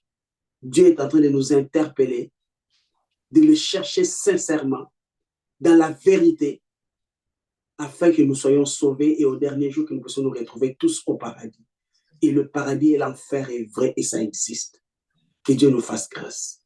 Que Dieu vous bénisse. Que Dieu nous fasse grâce. Vous avez entendu le témoignage en cette journée. C'est arrivé un jour comme les autres jours. Les gens buvaient, les gens mangeaient, les gens se mariaient, les gens faisaient toutes sortes de choses comme notre sœur Lydia. Elle travaillait, elle était dans ses occupations et l'heure était arrivée. Si n'eût été la main de Dieu, on ne sait pas. Mais on bénit le Seigneur parce qu'aujourd'hui, vous entendez ce témoignage et vous pouvez faire vraiment le choix d'accepter. Et c'est aujourd'hui qu'on accepte Jésus. Ce n'est pas quand on a les yeux qui sont fermés, mais c'est aujourd'hui que Dieu nous donne l'opportunité de recevoir Jésus comme Seigneur et Sauveur. Vous nous entendez aujourd'hui, vous pouvez faire également ce choix et de dire à Dieu, Seigneur, je te demande pardon pour ma vie passée. Aujourd'hui, je prends l'engagement de te suivre, je t'accepte comme Seigneur et Sauveur personnel. Pardonne mes péchés, prends ma vie et que vous soyez tout simplement sauvés. Alors, faites ce choix aujourd'hui, c'est un choix pour l'éternité que vous ferez si vous le faites ce soir. Alors, je vais passer la parole au pasteur Jude pour la fin. Bon, alors merci pour toutes les interventions, pour ce beau témoignage. Aujourd'hui, c'est le jour du salut, tout simplement. Donc, c'est jamais demain, ni après-demain, c'est toujours aujourd'hui. Et le Saint-Esprit interpelle. Si aujourd'hui, vous entendez ma voix, n'endurcissez pas votre cœur. Donc, le Saint-Esprit parle et il agit encore. Et il nous amène encore vers Jésus-Christ. Donc, Jésus avait dit que l'Esprit ne parlera pas de lui-même, mais il parlera de ce qui concerne Jésus. Et c'est le jour du salut. Donc, ne le repoussez pas, ne le remettez pas à demain, c'est maintenant. C'est maintenant. Est-ce qu'on peut prendre un temps de prière? Parce qu'il y a des gens qui nous regardent aujourd'hui. Le Seigneur est le Dieu de toute espérance. Papa Christian, vous avez espéré contre toute espérance. Et le miracle a pris place. On peut prendre un temps de prière et puis vraiment de demander à Dieu d'agir. Pasteur Jude. Excusez-moi, pendant qu'on est en train de parler, je sens très fort en moi qu'il y a quelqu'un qui va nous écouter, mais qui a un problème au niveau des intestins. Et que le Seigneur veut relâcher un esprit de guérison. Amen. Donc, quand il y a ces témoignages-là, il y a quelqu'un qui va recevoir aussi la guérison. Donc, on va prier pour une personne qui a un problème au niveau des intestins. Donc, tu peux conduire le temps de prière. Seigneur, nous te disons merci. Merci Jésus. Parce que c'est toi qui es le médecin par excellence. Ô Dieu de gloire, tu es l'Éternel, le Dieu qui nous guérit. Quand j'ai écouté ce témoignage, j'ai aimé ce que la servante a vu. Elle a vu qu'elle était aussi dans un autre hôpital. C'est pas l'hôpital des hommes, Seigneur. C'est pas le corps médical terrestre, quoique c'est important et nécessaire. Mais il y a l'hôpital céleste, ô Dieu. Parce que tu es le médecin du corps, de l'âme et de l'esprit. Ce soir, nous prions pour tous ceux qui n'ont pas encore donné leur vie à Jésus. Aujourd'hui, c'est le jour du salut. Nous prions pour eux, Seigneur, afin que leur âme puisse être sauvée, Seigneur, et que leur âme puisse être guérie, Seigneur, de la maladie, Seigneur, du péché. Nous prions, Seigneur, pour les esprits qui sont abattus, Éternel Dieu, 3 fois saint. Pendant que nous prions de délivrance, de guérison, il y a des esprits qui sont abattus, ô Dieu. Nous prions afin que l'homme, au Seigneur intérieur, puisse être fortifié au nom de Jésus-Christ. Que quelqu'un qui voulait ce soir, Seigneur éternel des armées, qui vivait dans une dépression, nous prions afin que la dépression puisse cesser au nom de Jésus-Christ. Oh, nous commandons à tout esprit de mort, oh, qui puisse quitter, Seigneur, ces esprits au nom de Jésus-Christ. Je prie pour les corps, Seigneur. Je prie spécialement pour une personne qui a un problème au niveau des intestins. Que Dieu puisse toucher, Seigneur, ces intestins, ô Dieu de gloire, éternel Dieu Tout-Puissant. Oh, tu es le médecin par excellence. Nous prions afin que l'éternel, ce témoignage, puisse, éternel, parcourir, éternel Dieu Tout-Puissant, le monde entier et qu'elle puisse dépasser les frontières, éternel Dieu Tout-Puissant. Qu'un homme, Seigneur éternel, puisse être inspiré par le frère Christian, éternel, qui puisse prendre son rôle d'homme et de père, éternel Dieu Tout-Puissant, et que l'éternel, cet homme puisse être encouragé, parce que l'éternel, il y a une grâce, Seigneur éternel Dieu Tout-Puissant, quand l'homme te connaît, Jésus de Nazareth. Merci, Seigneur, pour chaque personne qui était là. Merci pour cette servante que tu as utilisée puissamment, éternel Dieu Tout-Puissant. Ce soir, éternel, je m'accorde avec mes frères et sœurs. Nous proclamons la vie. La vie au nom de Jésus-Christ. Nous proclamons la guérison au nom de Jésus-Christ. Ô Seigneur, la résurrection au nom de Jésus-Christ. Seigneur. Et que la paix du Seigneur, qui surpasse toute autre paix, ô Dieu de gloire, puisse demeurer sur chaque maison, sur chaque famille, au nom de Jésus-Christ. Et que Dieu intervienne et que encore d'autres personnes puissent être réveillées et pour témoigner comme Sœur Lydia a témoigné. Au nom de Jésus-Christ. Amen. Amen. Merci Seigneur. Wow, gloire à Dieu, gloire à Dieu, gloire à Dieu. Nous bénissons le Seigneur, gloire à Dieu. Merci beaucoup à la famille Simba qui a bien voulu témoigner aujourd'hui. Merci servante de Dieu Rachel d'avoir été là. Merci également pasteur Jude pour ta présence. Là où vous vous trouvez, que le Seigneur vous bénisse. Croyez en Dieu et croyez en Jésus-Christ. Et vous avez un témoignage, vous pouvez nous l'envoyer. Vous avez un sujet de prière, alors les coordonnées vont défiler au bas de l'écran. Vous avez un sujet de prière, appelez-nous 438 990 9010. Que le Seigneur vous bénisse, que le Seigneur vous guérisse, que le Seigneur visite vos maisons dans le nom de Jésus-Christ. Nous vous disons à très bientôt pour un prochain témoignage et partagez autour de vous. À bientôt. Voilà, bonjour et une fois de plus nous sommes là. Nous sommes autour du témoignage de la servante de Dieu, Lydia Léla. Nous avons écouté le témoignage de son mari, le témoignage de la servante de Dieu, Rachel également. Aujourd'hui, avec vous, nous sommes avec la prophétesse Cécile qui a été également témoin de ce que le Seigneur a opéré. Tous les jours, elle s'est présentée dans cet hôpital à prier pour maman Lydia. Et aujourd'hui, nous voulons écouter également son témoignage et comment est-ce que le Seigneur lui a parlé au travers de ce temps, comment est-ce que ça a transformé sa vie et quel est le message également qu'elle retient et qu'elle va vous communiquer. Prophétesse Cécile, bonjour. Bonjour, pasteur Nathalie. Que Dieu te bénisse. Merci, toi également. Merci. Voilà, donc bonjour à vous. Donc, il y avait le privilège de nous écouter en ce jour merveilleux. Et la grâce qui m'a été donnée de parler de ces témoignages, de ce que j'ai vécu, j'ai expérimenté, c'est vraiment merveilleux. Il faut le vivre pour croire que Dieu est puissant, que Dieu, c'est seul Dieu. Comme Elisabeth le disait, quand elle a vu ce qui lui est arrivé, et elle a dit, ça c'est l'œuvre de Dieu. Donc je pourrais dire, dans ce témoignage, dans ce qui s'est passé dans la vie de notre bien-aimée Lydia, que le Seigneur a ramené, elle était morte. Exact. Elle était vraiment morte. Il fallait le voir. Il fallait vraiment toucher du doigt. Et le Seigneur nous a amenés à vraiment toucher du doigt. Nous avons été là, dans ce temps de Covid, là où on n'espérait plus rien du tout d'elle. Mais nous avons vu la main du Seigneur. J'ai été là. Je disais non, je ne voudrais pas qu'on vienne me raconter. Et je ne voudrais pas que quelqu'un me dise, ok, j'ai exercé la foi, je suis partie.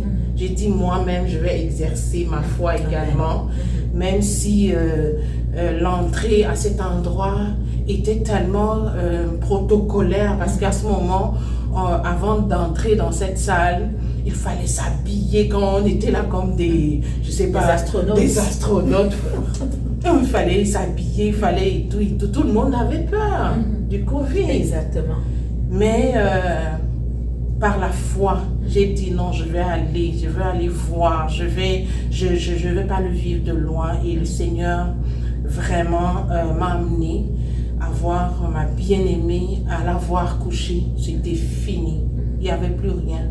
Mais le ciel, pour le ciel, il y avait encore quelque chose. Amen. Pour le ciel, il y avait encore quelque chose. Et c'est cette lueur d'espoir qui nous encourageait tous. Donc quand on venait là, avec Jésus, nous savons qu'il est capable de ressusciter les morts. Même jusqu'au dernier jour, notre bien-aimé était parti. Même les médecins désespéraient.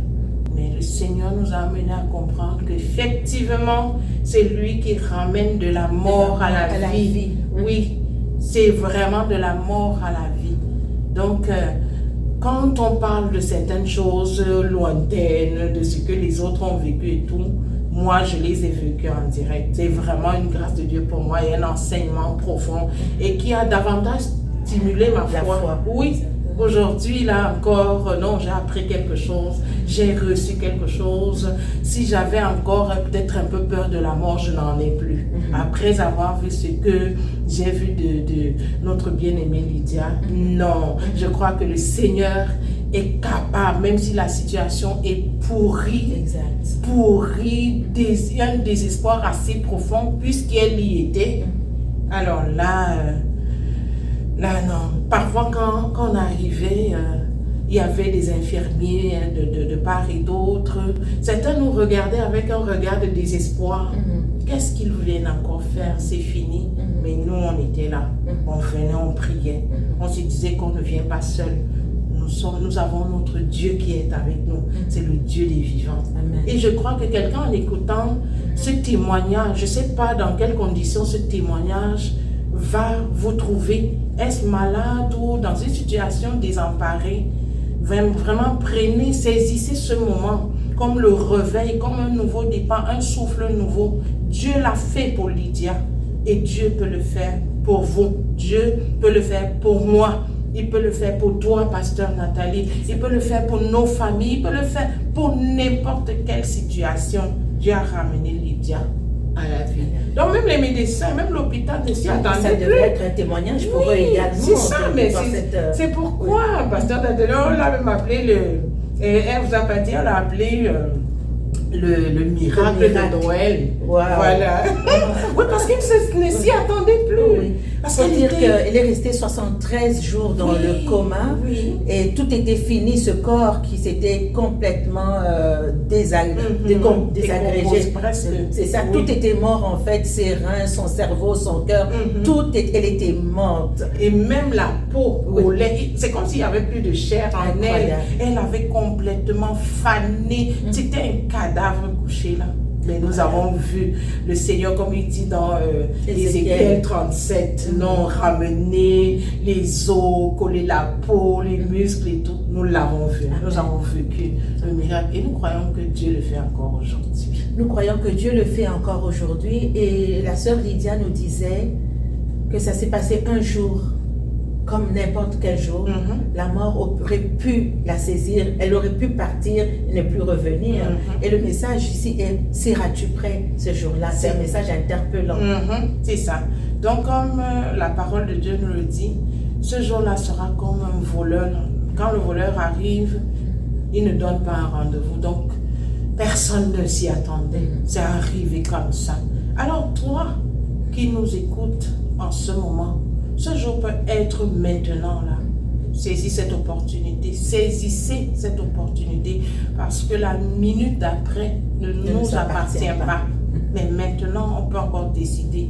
Alors c'est le temps de décider. C'est arrivé, tout le monde entier était surpris. Nous tous, même à l'église, on était surpris. Mais le Seigneur a encore manifesté sa gloire. Et donc, c'est l'occasion pour nous, chaque jour au quotidien, de savoir saisir les opportunités que Dieu nous donne. Parce que lorsqu'il il nous donne ces opportunités, c'est pour manifester sa gloire. Et nous avons vu comment il a manifesté sa gloire. Merci beaucoup. Rien n'est impossible à Dieu. Il est capable de ramener de la mort à la vie. Et le message qui persiste, être prêt quand le moment sera venu à la rencontre de notre Dieu. Merci beaucoup, prophétesse Cécile. Merci, que le Seigneur te bénisse. C'est moi qui te remercie pour cette occasion. Alors, soyez bénis, sois bénis également, pasteur Nathalie. Merci. Alors, à bientôt. Donc, on va suivre le témoignage et tout ce qui va se passer sur le plateau. Restez des nôtres, partagez autour de vous cette bonne nouvelle de l'Évangile. Que Dieu vous bénisse et à bientôt. À cœur, un rendez-vous avec ton présent pour transformer ton futur. Cœur à cœur, parce que Dieu agit encore. Cœur à cœur, parce que Dieu agit encore.